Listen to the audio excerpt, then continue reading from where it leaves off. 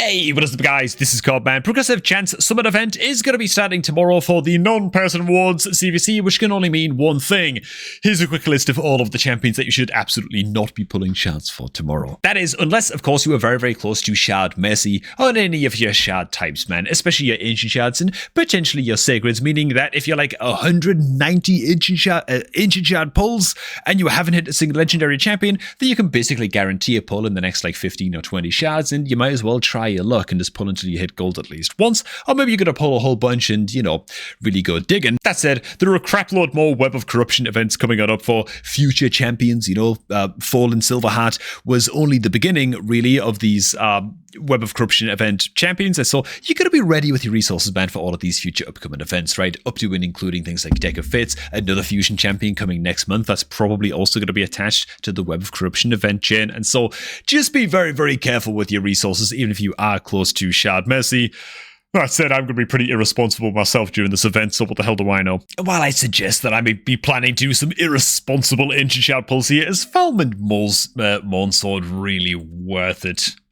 Before we get to Falmond and all of the other champions on this Progressive Chance list, hey man, if you guys are looking to create a new raid account, make sure to get that done right now, man. Click on the beginner link that's down below this video at the top of the bloody well description box and use that link to create a new raid account, man. For Corvis the Corruptor and all of the epic champions that you see on screen right now, man. You can also get yourself a good old Grand Dog Podrick on day one of your new account as well by entering beginner code Wrath for just the best ultimate beginner start. Go on, man. Use that link below to create a new raid account right now, or to create that account for a friend who's looking to start getting into Raid Shadow Legends themselves. First things first.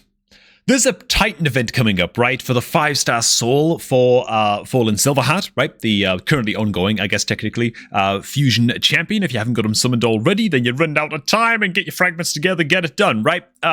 What I will say about that is that, look, man, while you can be pulling sacred shards for this event, just be aware that that Titan event is coming up, and you know, come Friday of this week, there's going to be a Summon Rush event, almost definitely, 98% chance or something, and there's probably going to be attached to the Titan event, because of course it is. And so if you're looking to get your hands on that 5-star soul for Fallen Silverheart, you might want to go ahead and give this event a miss anyway, even if you are close to Shard Mercy on your sacred shards. Just worth bearing that in mind, right? So what champions have we actually got here, man, on the list of the legendaries? Falmond Moonsword, first and foremost. I guess he's worth touching on first. He's the champ on the list that I'm looking at and I'm thinking to myself, you know, I'm like 20 ancient shards away from Mercy. On my ancients, I can afford to go ahead and pull like 100 or something and try and like really try my luck at hitting on this sucker. Is he worth breaking the ancient shard Mercy for? There's a Summon Rush event coming up on the weekend. That's going to have a Progressive Chance event as well. I think I'm just going to wait. To be honest, I'm just going to wait. I've got plenty of time to cash in on my Ancient Shard Mercy and try and hit like a guaranteed legendary within like 25 or 30 pulls, you know? So I don't think it's going to be for Falmond. Am I crazy? I love his style, by the way. Very, very Warhammer 40k looking.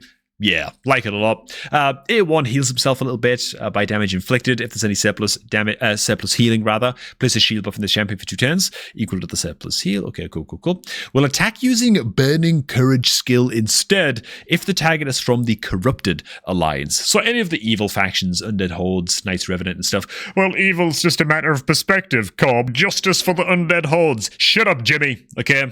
Just, you don't get an opinion on this. The A2 skill lets it attack all enemies on a 3-turn cooldown. Damage inflicted by the skill increases by 5% for each buff and debuff on the target. Ignores 25% defensive targets that have no buffs as well. So just max debuffs, no buffs in the enemy. This thing can hit like an absolute truck. It's kind of Falmond's problem though. All he does is really just hit super hard as far as I can tell. His A3 attacks one enemy before attacking and removes all buffs from the target. With one faction ally, he steals buffs instead. With 2 faction allies, the damage inflicted by the skill increases by 20% for each turn taken by the ally or enemy before this champion's next turn, which is just a long-winded way of saying it's going to hit really hard. With 3 faction allies, it will attack all remaining enemies with any surplus damage if the initial target is killed. This additional hit cannot be critical. Oh, and if the initial target survives, place a true fear on all enemies instead. I mean, it's fine for faction wars. Like, big AoE damage dealer, but do I need him for that? Is he better than like a He-Man? who's just another raw damage dealer that I could bring into Faction Wars. He-Man isn't the damage dealer of choice that I use in my Sacred Order, but I'm just using him as an example. It just came to mind, brings an attack aura and crit rate aura, which crit rate auras are just an absolute scam as far as I'm concerned,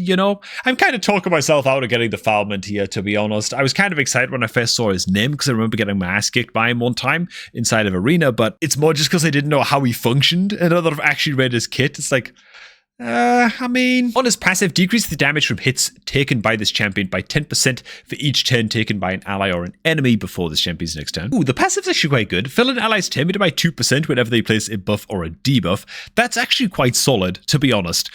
Place a revive and death buff on the ally for 1 turn whenever their HP drops below 50%. Also quite solid.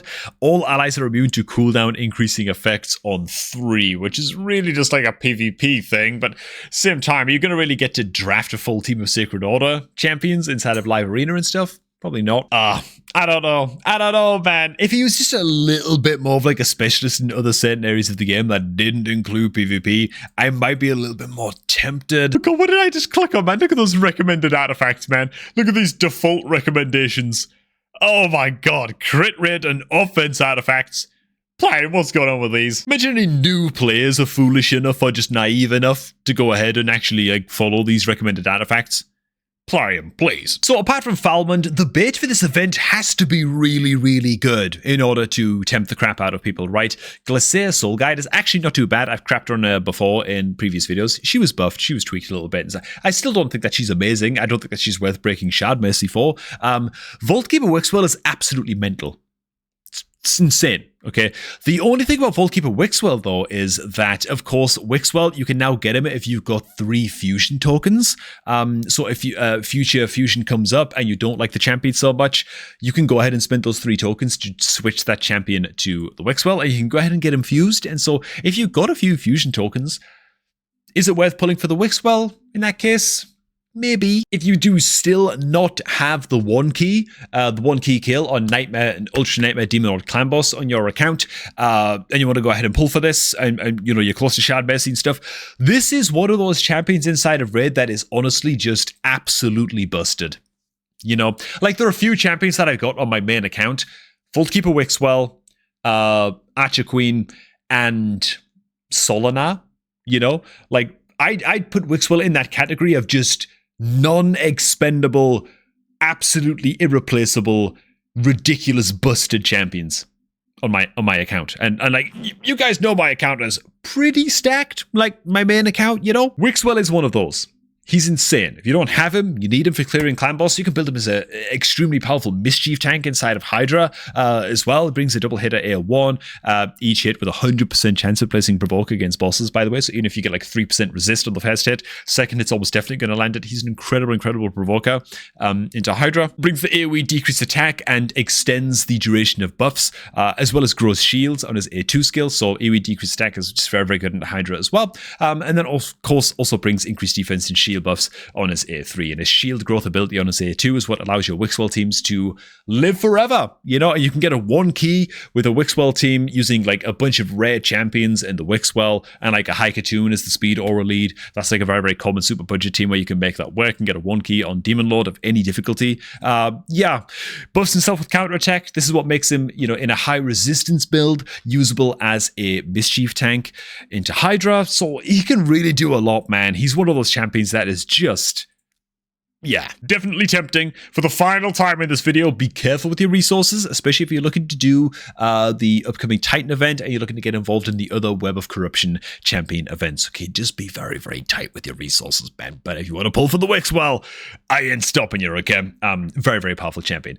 Then we've got Archbishop Pinthroy and Corvis the Corruptor. Archbishop, Corvis the Corruptor, very good. I wouldn't have pressed Plarium so hard for him to give him to me as a starter champion from my beginner promo link. He is a fantastic champion, obviously, and I do still use him today on my main account, right, for farming dragon tournaments as part of my 40-second kill team on hard mode dragon stage 10, which it's not the fastest time in the world, but it's pretty bloody good. I'm pretty happy with it. And so, he pops off for me on my main account. I'm not sure that he's one of those champions that's worth breaking Shard Mercy for, however, Is he that good? I don't know, man. It takes a lot for it to be like a progressive chance champion that's actually worth pulling for, right? Plus, his decreased attack on his A1, which is great. We'll go to his A3 first. It's an attack all enemies that places poison sensitivity and mass poison debuffs against all enemies. Then on his A2, he extends the duration of all of those poisons and then extends the duration of ally buffs by 1 turn. My only contention with Corvis the Corruptor, and this is something that I was thinking just recently, actually, is that, I don't know, man, there are a lot of like AoE poisoners that have been added to the game. Relatively recently, you know, one of them is Ezio, who most people got as like a free login legendary. You've then got Bela the Lost added to the game. Not a crazy amount of time ago, Stock the Broken was a fusion champion like some point last year, I believe. A lot of these mass poison champions being added to the game, man. Even Talina Soulseer added as part of the Web of Corruption event. New High Elves champion, you know. She's also an AoE poisoner as well on her A2 skill. So it's like, these champions are kind of becoming more and more and more common amongst all of the legendaries. There've been a lot of these guys released recently. You guys noticed that as well. And so for me, as much as I love Corvis the Corruptor, and I do love the guy, and again, I get a lot of use out of him still on my main account, you're going to break your Shard Mercy for him when there are so many AoE legendary poisoners in the game now. For like a more developed account that's actually looking to pull on a progressive chance, it feels a bit unlikely that you want to break your Shard Mercy for him. For me, it's all really about the Volkeeper Wixwell, and you might be tempted by Falmond just because he's a faction unity champion for the Sacred Order, I guess. Falmond, though. Is he really that good? I don't know. He seems like one of the weaker faction unity champions to me after having read his kit, but maybe I'm just crazy as hell. When it comes to the Void legendaries, I mean, they're basically all insane. I mean, yeah, they're basically all insane. What are we talking about? Be extra careful if you are looking to pull for example, like the Arena Specialist Reviver AoE Freeze goddess that is Lady Noelle. Because it's Void Shards, and there's probably going to be a Void Shard 2x event attached to a Champion Chase event when it comes to getting through the Titan event for Fallen's 5-star Soul. So if you're going for Fallen Silver Hearts 5-star Soul in the Titan event, be ready for there to be a 2x event for Void Shards that is part and parcel to that Titan event, right? So Void Shards, I'd be even more bloody careful with your Void Shards than your Sacred Shards at this point in time, frankly. And so, yeah, just be sure that you've got a lot in reserve. You're probably going to need like 30 or 40 Void Shards to be safe to get through the Titan event, Champ Chase, towards the end of that Titan event. To be honest though, Cardiel is probably going to get the spotlight only because he's just good everywhere. You know, Lady Noelle is more of like an arena specialist kind of gal. She's great as a reviver into Faction Wars as well, of course, but Cardiel's insane, okay? His AO1 heals all allies by 7.5% of allies' max HP, also places True Fear debuff for 1 turn if the target's from an evil faction. His A2 removes all debuffs from all allies, then places block debuffs and Revive on Death. The Revive on Death can't be removed, that's on a 3-turn cooldown. His A3 is a big old ally attack after buffing everybody with crit rate and crit damage. Teams up with all allies, attacks everybody, decreases the cooldown of this skill by 1 turn if an enemy is killed from this attack, which is crazy as hell as well, just in wave content in general, but big old ally attack. And don't forget, when he ally attacks with this A3, he's also healing everybody, which is already mental. And then on the passive, whenever an ally attacks, has a 15% chance, or rather a 30% chance booked chance to team up with them and join their attack. Oh my god. And this goes off often, dude. Like, especially in an area of the game like Chimera, where his speed aura is actually very, very good as well. It's speed in all battles. Block debuffs is great. The debuff cleanse is great into Chimera. The healing is necessary. Like, you can, and the ally attack's great as well for finishing trials, and the buffs are great for finishing trials. He's an amazing Chimera champion, as well as being very, very good into many other different areas of the game. You can do a lot of damage with this AO1 skill, with the sheer amount of ally attacks that you're getting off from the passive as well. So, Cardiel's amazing. Be very, very careful with your Void Shards, in summary. Thanks for watching. Are you guys pulling for this one? Let me know, man. It'll be a brave man who does. I was considering pulling on the Ancient Shards. I think I'm going to wait. I think I'm going to wait. I've already got the Wixwell. I think I'm going to wait and yeah, see what future progressive chants pop on up. It's going to be a long time until the next 2x event on Ancient Shards, so I've got some time to sort of think about it and pick my punches and pull at just the right time with my Ancient Shards for a good and truly tempting progressive chants event. That's what I'm going to do. Thanks for watching. I hope you guys did enjoy this one. If you did, make sure to like the video. And of course, if you'd like to create a new raid challenge account, make sure to get that done using the beginner link that's below this video at the top of the description box for Corvis the Corruptor and all these freebies that you see on screen right now on their brand new account. And I'm going to catch all of you guys in the next one.